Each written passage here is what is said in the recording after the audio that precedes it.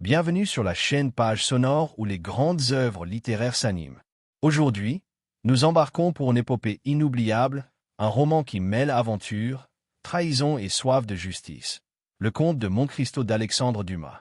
Publié en 1844, ce chef-d'œuvre nous entraîne dans la France tumultueuse du XIXe siècle où un homme brisé par l'injustice se réinvente en justicier implacable. Si vous êtes prêt à naviguer entre les ports de Marseille, les cachots d'If et les salons parisiens, restez avec nous. Et si vous aimez les récits qui captivent le cœur et l'esprit, abonnez-vous et activez la cloche pour ne rien manquer. Nous sommes à Marseille, en février 1815, dans une France fracturée par la Restauration. Louis XVIII, revenu sur le trône après l'exil de Napoléon à l'île d'Elbe, tente de rétablir l'ordre monarchique, mais les tensions couvant. Les bonapartistes, fidèles à l'empereur déchu, complotent en secret, tandis que les royalistes traquent tout signe de sédition. Marseille, ville portuaire bouillonnante, est un carrefour de passion et d'intrigue. Ses quais grouillent de marins, de marchands et de pêcheurs, sous un soleil méditerranéen qui dore les collines des Catalans. C'est ici que commence notre histoire, avec un jeune homme de 19 ans, Edmond Dantès, dont la vie, simple et prometteuse, va basculer dans un abîme. Dantès est un marin du Pharaon, un brick-goélette marchand qui revient d'un voyage en Orient. Grand, brun, avec des yeux vifs et un sourire franc, il incarne l'espoir et la droiture. Orphelin de mère, il vit pour son père, un vieillard modeste qui économise chaque sou dans leur maison des Catalans. Et pour Mercedes, une Catalane de 17 ans, belle comme une madone, dont il est éperdument amoureux. Mercedes, avec ses cheveux noirs et son regard ardent, partage son amour, rêvant d'un mariage simple mais heureux. Dantès, second du Pharaon, s'est distingué par son courage et son talent lors du voyage, sauvant le navire d'une tempête. À son retour, l'armateur Pierre Morel, un homme juste et paternel, lui annonce une nouvelle radieuse. Il sera nommé capitaine, un honneur rare pour un si jeune marin. Ce poste promet une vie stable, un foyer avec Mercedes et le respect de tous. Mais le succès de Dantès attire des ombres. 3 hommes, rongés par l'envie, conspire contre lui. Fernand Mondego, un pêcheur catalan, cousin de Mercedes, brûle d'un amour secret pour elle. Grand, robuste, mais sombre, Fernand ne supporte pas de voir Dantès, un simple marin, lui ravir la femme qu'il convoite. Sa jalousie, nourrie par des années de frustration, le rend prêt à tout. Danglars, le comptable du Pharaon, est un homme d'une trentaine d'années, calculateur et ambitieux. Il méprise Dantès, qu'il juge trop jeune pour le poste de capitaine, et craint de perdre son influence sur l'équipage. Enfin, Cadrousse, un tailleur voisin de Dantès, est un homme faible, porté sur le vin et l'envie. Bien qu'il n'ait pas de grief direct contre Dantès, il jalouse sa chance et sa droiture. Ces 3 hommes, réunis par hasard dans une taverne des quais, laissent leur rancune s'enflammer sous l'effet du vin. Danglars, le plus rusé, conçoit un plan diabolique. Il sait que Dantès transporte une lettre confiée par le capitaine Leclerc, mort durant le voyage. Leclerc, un bonapartiste, a chargé Dantès de remettre ce pli à un officier sur l'île d'Elbe, et d'en livrer un autre à Paris, à un certain Noirtier. Dantès, loyal et naïf, a obéi sans ouvrir la lettre, ignorant son contenu politique. Danglars, ayant surpris des bribes de cette mission, rédige une dénonciation anonyme, accusant Dantès d'être un agent de Napoléon. Fernand, aveuglé par sa passion pour Mercedes, accepte de livrer la lettre aux autorités, voyant là une chance d'éliminer son rival. Cadrousse, hésitant, tente de s'opposer, mais, ivre et lâche, il se tait, scellant le sort de Dantès. Cette trahison, ourdie dans une auberge enfumée, va détruire une vie. Le jour des fiançailles de Dantès et Mercedes, la fête bat son plein dans une guinguette des Catalans. Les tables débordent de pain, de poissons grillés, et de vin rosé, sous des guirlandes de fleurs. Mercedes, radieuse, danse avec Dantès, tandis que le vieux père Dantès pleure de joie. Mais l'euphorie s'interrompt brutalement. Des gendarmes, sabre au clair, surgissent et arrêtent Dantès pour trahison. La foule s'écarte, Mercedes s'effondre en larmes, et le père Dantès supplie en vain. Dantès, abasourdi, se laisse emmener, convaincu qu'il s'agit d'une erreur. Il est conduit au palais de justice, où l'attend Gérard de Villefort, substitut du procureur du roi, un homme jeune, ambitieux, et d'une froideur implacable. Villefort, à peine plus âgé que Dantès, incarne la justice royale, mais son cœur est celui d'un carriériste. Il interroge Dantès avec une courtoisie feinte, notant son honnêteté et son innocence apparente. Dantès raconte tout, la lettre de Leclerc, la mission sur l'île d'Elbe, son ignorance du contenu politique. Villefort, d'abord prêt à le lâcher, change de visage lorsqu'il lit la lettre destinée à Noirtier. Ce nom le foudroie. Noirtier est son père, un bonapartiste radical dont Villefort cache l'identité pour protéger sa carrière sous la Restauration. Si cette lettre est découverte, sa réputation sera ruinée. Villefort, sans hésiter, choisit de sacrifier Dantès pour sauver son avenir. Il brûle la lettre, mais, pour étouffer l'affaire, ordonne l'incarcération de Dantès sans procès, dans une prison d'État. Cette décision, prise en quelques minutes, scelle le destin du jeune marin. Sous le couvert de la nuit, Dantès est embarqué sur une chaloupe et conduit au château d'If, une forteresse sinistre dressée sur une île battue par les vagues, à quelques lieues de Marseille. Ce cachot, où croupissent les ennemis du roi, est un tombeau pour les vivants. Dantès, jeté dans une cellule obscure, hurle son innocence, mais les murs de pierre étouffent ses cris. Les gardiens, des hommes endurcis, le traitent comme un numéro, lui apportant une soupe claire et un morceau de pain noir. La cellule, humide et glaciale, n'offre qu'une paillasse pour dormir et une lucarne minuscule, par où s'infiltre le grondement de la mer. Dantès, anéanti, s'accroche à l'espoir d'une libération rapide, croyant encore en la justice. Les mois s'écoulent, puis les années. Dantès apprend, par des bribes glanées auprès des gardiens, que Napoléon est revenu au pouvoir les 100 jours avant d'être vaincu à Waterloo en juin 1815. Cette nouvelle, qui aurait pu le sauver, le plonge dans le désespoir. La Restauration, renforcée, n'a aucun intérêt à libérer un supposé bonapartiste. Dantès, isolé, commence à perdre la raison. Il grave son nom sur les murs, parle aux ombres, compte les gouttes d'eau qui tombent du plafond. La faim, le froid et la solitude le rongent. Il pense à Mercédès, à son père, à sa carrière brisée, mais aucun secours n'arrive. Il envisage de se laisser mourir, refusant de manger, mais une rage sourde le maintient en vie. Un jour, après des années de silence, un bruit change tout. Un grattement, faible mais persistant, résonne dans le mur de sa cellule.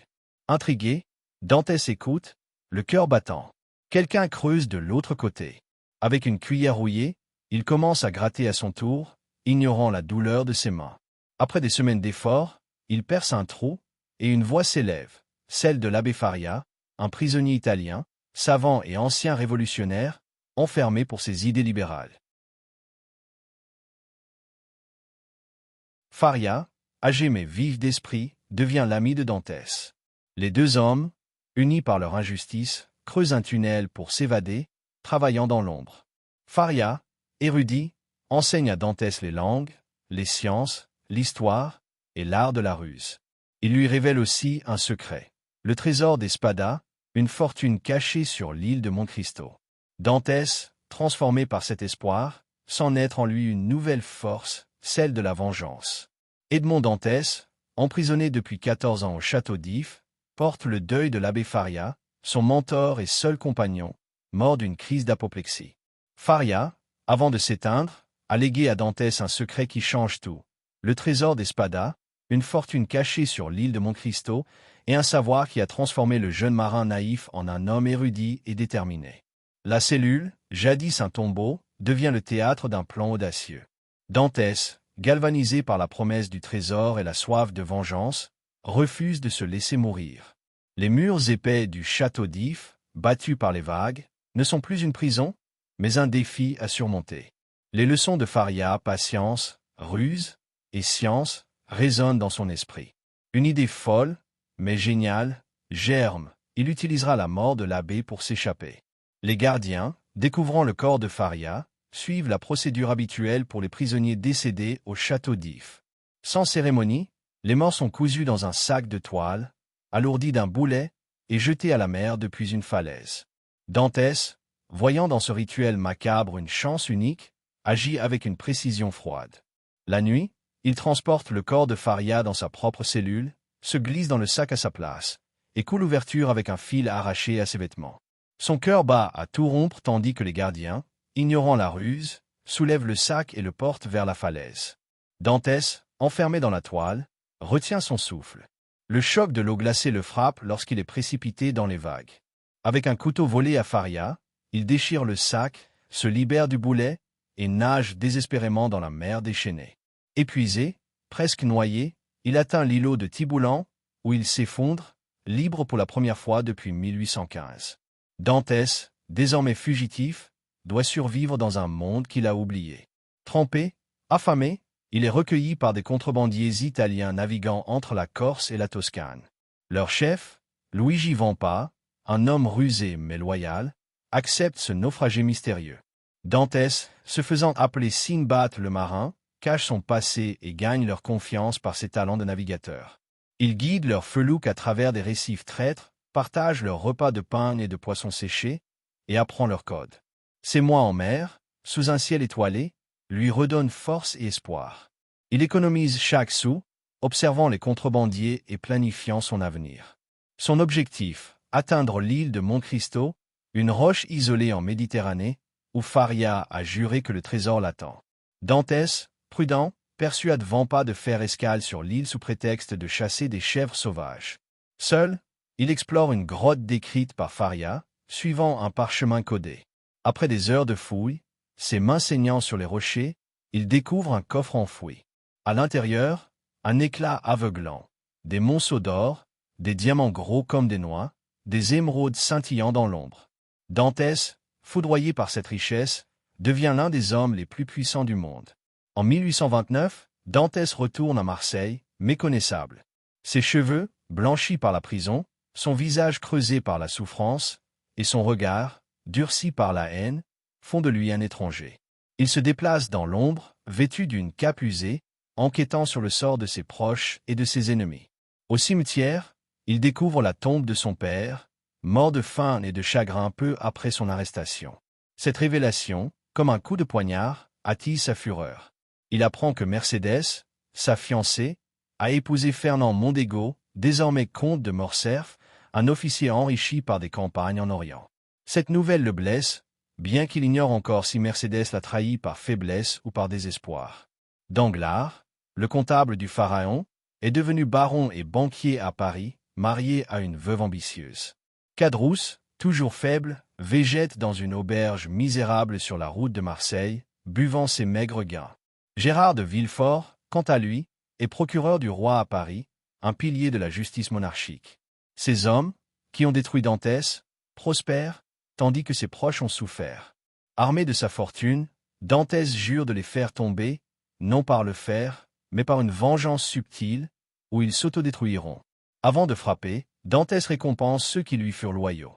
Sous l'identité de l'abbé Busoni, un prêtre italien fictif, il rend visite à Pierre Morel, l'armateur du pharaon. Morel, jadis prospère, est ruiné par des naufrages et des dettes. Sa famille, son fils Maximilien, un officier intègre, et sa fille Julie, vit dans l'angoisse. Morel, désespéré, envisage le suicide pour épargner la honte à ses enfants. Dantès, ému par leur détresse, orchestre un sauvetage discret. Via un intermédiaire, Sinbad le marin, il rachète les dettes de Morel et fait livrer un diamant à Julie, présenté comme un héritage. Morel, sauvé de la faillite, pleure de gratitude, ignorant que son bienfaiteur est Dantès. Cet acte de générosité, calculé mais sincère, révèle la dualité de Dantès. Un homme capable de bonté, mais consumé par une mission implacable. Dantès voyage ensuite à travers l'Europe et l'Orient, forgeant son nouveau destin. À Rome, il retrouve Luigi Vampa, devenu chef d'une bande de brigands dans les montagnes. Dantès, avec son charisme et une bourse bien garnie, s'assure sa loyauté, gagnant un allié dans les bas-fonds. En Orient, il explore Constantinople, Smyrne et le Caire, apprenant les langues, les coutumes et les intrigues des cours. Il adopte une nouvelle identité, le comte de Monte Cristo, un noble mystérieux d'une richesse inouïe. Il achète un palais à Constantinople, affranchit des esclaves, comme Médée, une jeune grecque orpheline dont le père fut trahi, et Ali, un Nubien muet, qui deviennent ses serviteurs dévoués. Il étudie les poisons, les déguisements et l'art de manipuler les puissants. Ce comté, élégant, cultivé et énigmatique, est une création parfaite, conçue pour éblouir et détruire. En 1838, Le comte de Monte Cristo arrive à Paris, où il fait sensation. La capitale, sous le règne de Louis-Philippe, brille de mille feux. Théâtres, bals et salons attirent l'élite. Monte Cristo s'installe dans un hôtel particulier aux Champs-Élysées, décoré de tapis persans, de statues antiques et de domestiques exotiques. Ses réceptions, fastueuses, réunissent banquiers, nobles et artistes. Parmi les invités, ses ennemis, qu'il observe avec un calme glacial. Danglars, baron et banquier, est marié à Madame Danglars, une femme cupide qui spécule en bourse. Leur fille, Eugénie, rêve d'indépendance. Fernand, comte de Morcerf, est pair de France, mais son passé à Janina, en Orient, cache des secrets. Sa femme, Mercédès, vit recluse, tandis que leur fils, Albert, un jeune homme audacieux, cherche sa voie. Villefort, procureur du roi, est marié à Héloïse, une femme ambitieuse, et père de Valentine et d'Édouard. Ces familles, en apparence intouchables, sont les cibles d'un plan minutieux. Dantès commence sa vengeance avec Caderousse, le maillon faible. Sous l'identité de l'abbé Busoni, il visite l'auberge de Caderousse, un taudis où l'ancien tailleur vit avec sa femme. La Carconte, une harpie aigrie. Caderousse, alcoolique et endetté, se confesse sous l'effet du vin, avouant son rôle dans la dénonciation de Dantès. La lettre de Danglars, la complicité de Fernand, son silence coupable. Dantès, feignant la clémence, lui offre un diamant, prétendument pour soulager sa misère. Ce cadeau, un piège, attise la cupidité de la Carconte. Lors d'une vente à un joaillier véreux, une dispute éclate. Caderousse, dans un accès de rage, tue sa femme et le joaillier, avant d'être arrêté. Condamné à mort, il périt sans savoir que Monte Cristo a orchestré sa chute. Cette première vengeance, où Dantès n'a pas levé la main, montre sa méthode. Il sème le chaos, laissant ses ennemis s'effondrer. À Paris, Dantès s'attaque à Danglars. Se présentant comme un investisseur, il prête des sommes colossales aux banquiers, l'entraînant dans des spéculations risquées.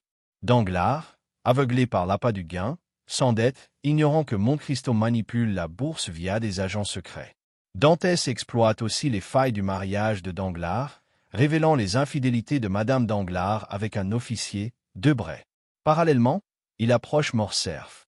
Lors d'un dîner, il invite Albert et Édée, sa protégée grecque.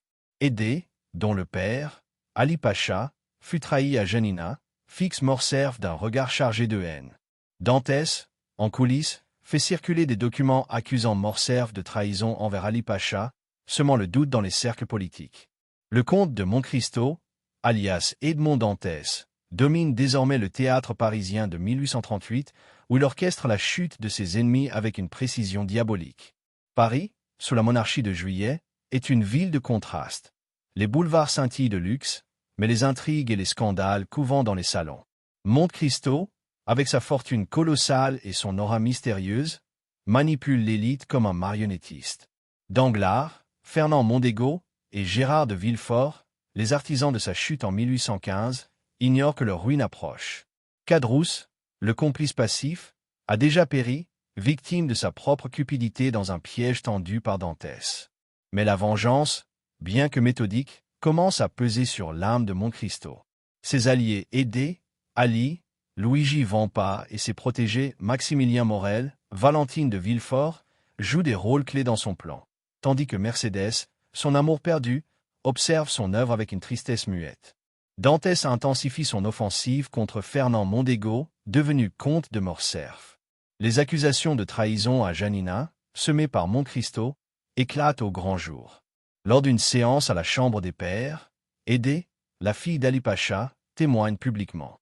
Vêtue de soie blanche, sa voix tremblante mais ferme, elle accuse Morcerf d'avoir livré son père aux Turcs en 1823, causant sa mort et son esclavage. Elle produit des documents, fournis par Monte Cristo, prouvant la vénalité de Fernand. Il a vendu la forteresse de Janina pour une fortune, abandonnant ses alliés. La Chambre, scandalisée, ouvre une enquête. Morcerf, acculé, tente de se défendre, invoquant son honneur militaire, mais les preuves sont accablantes. Humilié, il est déchu de son titre. Albert, son fils, renonce à son héritage et s'engage dans l'armée sous un faux nom, cherchant à se racheter. Mercédès, dévastée, implore Monte Cristo de l'épargner, révélant qu'elle n'a épousé Fernand que par désespoir, croyant Dantès mort. Monte Cristo, touché mais inflexible, refusé. Fernand, seul dans son hôtel particulier, se suicide d'une balle dans la tête, achevant sa chute. Dantès, en apprenant sa mort, ressent un vide. Sa vengeance, si longtemps rêvée, a un goût amer. Parallèlement, Dantès s'attaque à Danglars, le banquier cupide. Monte Cristo, jouant les bienfaiteurs, a prêté des millions à Danglars, l'entraînant dans des spéculations hasardeuses. Avec l'aide d'agents secrets, Dantès manipule la bourse, provoquant des krachs qui engloutissent la fortune du baron. Madame Danglars, ruinée par ses propres investissements, se dispute avec son mari, tandis qu'Eugénie, leur fille, rejette un mariage arrangé avec Andrea Cavalcanti, un faux prince créé par Monte Cristo. Andrea, en réalité Benedetto, un fils illégitime de Villefort, est un pion dans le plan de Dantès. Lors d'un bal, Monte Cristo expose les dettes de Danglars, le poussant à falsifier des comptes pour survivre. Accusé de fraude, Danglars fuit Paris, emportant une dernière caisse d'or. Dantès, anticipant sa fuite, le fait enlever par Luigi Vampa et ses brigands près de Rome. Enfermé dans une grotte, Danglars doit payer des fortunes pour chaque morceau de pain, vidant ses réserves. Brisé, affamé, il renonce à sa richesse et s'effondre, suppliant la mort. Monte Cristo, le libérant, lui laisse la vie, mais le condamne à l'errance, dépouillé de tout. La vengeance contre Villefort, le procureur du roi, est la plus complexe. Monte Cristo infiltre son foyer, découvrant des failles. Héloïse, la seconde épouse de Villefort, empoisonne discrètement les membres de sa belle famille pour assurer l'héritage de son fils, Édouard. Valentine, la fille de Villefort, amoureuse de Maximilien Morel, est sa prochaine cible. Monte Cristo, qui protège Valentine par loyauté envers Morel, simule sa mort avec un poison réversible, la sauvant. Villefort, déjà ébranlé par les scandales touchant Morcerf et Danglars, apprend l'identité d'Andrea Cavalcanti, arrêté pour meurtre. Lors du procès, Andrea révèle publiquement qu'il est le fils de Villefort, fruit d'une liaison adultère, ruinant la réputation du procureur. Monte Cristo, présent dans l'ombre, orchestre aussi la révélation du passé bonapartiste de Noirtier, le père de Villefort, aggravant sa disgrâce. Héloïse, désespérée, empoisonne Édouard et se suicide. Villefort, confronté à la perte de sa famille et de sa carrière, sombre dans la folie, errant dans son jardin en creusant des tombes imaginaires. Dantès, témoin de cette déchéance, ressent une pitié inattendue. Sa vengeance, trop parfaite, l'a-t-elle transformé en monstre? Alors que ses ennemis sont anéantis, Dantès s'interroge sur son propre destin. Mercédès, retirée dans un couvent à Marseille, lui rend visite une dernière fois. Elle l'implore de pardonner, révélant qu'elle a toujours aimé Dantès, non Morcerf. Ému, Monte Cristo lui offre une pension pour vivre dignement, mais refuse de renouer leur amour, trop marqué par ses années de haine. Maximilien et Valentine, réunis grâce à lui, lui demandent de rester à Paris, mais Dantès, lassé des intrigues, aspire à autre chose. Il retourne à l'île de Monte Cristo avec Édée, qui l'aime en silence. Dans la grotte du trésor, il rédige une lettre pour Maximilien, lui léguant une partie de sa fortune et un message, attendre et espérer. Édée, confessant son amour, propose de l'accompagner dans un nouveau voyage. Dantès, acceptant enfin une chance de rédemption, embarque avec elle sur un voilier, laissant derrière lui le comte de Monte Cristo, cette ombre vengeresse. Le roman s'achève sur une note d'espoir ambiguë. Dantès, après avoir puni les coupables et récompensé les justes, disparaît vers l'horizon, libre mais changé. Dumas nous laisse avec une question. La vengeance, même juste, peut-elle guérir un cœur brisé? Le conte de Monte Cristo est une fresque où l'aventure rencontre la morale, où le destin d'un homme reflète les tumultes d'une époque.